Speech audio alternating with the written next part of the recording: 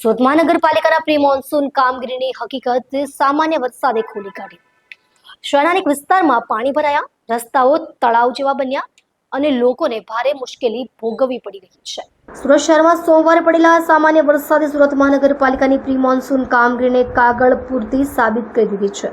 સુરતના વિવિધ વિસ્તારોમાં પાણી ભરાવાની સ્થિતિ સર્જાઈ છે, જેમાં સૌથી ગંભીર સ્થિતિ ઉત્તરાણ વિસ્તારમાં જોવા મળી છે. ઉત્તરાણ પોલીસ સ્ટેશનની આસપાસ પાણી ભરાવાની સ્થિતિ સર્જાતા પોલીસ કર્મચારીઓ અને અરજદારોને ભારે હાલાકી ભોગવવી પડી છે.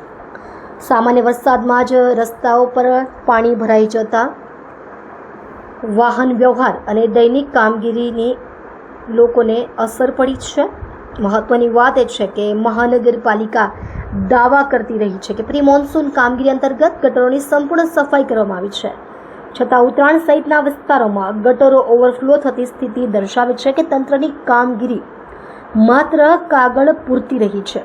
સ્થાનિક રહેવાસીઓનું કહેવું છે કે વર્ષો પહેલાં પણ આવા જ દ્રશ્યો હતા અને તંત્ર માત્ર દર વર્ષે દરખાસ્તો અને તત્કાલીન કામગીરીના દાવાઓ કરતી રહે છે, પરંતુ જમીન પર કંઈ પણ ખાસ પરિવર્તન જોવા મળતું નથી. હવે જોઈએ કે મહાનગરપાલિકા પરિસ્થિતિને કેટલી ગંભીરતાથી લે છે અને શું કઈ હકીકતમાં સુધારાની દિશામાં પગલાં ભરવામાં આવશે કે નહીં.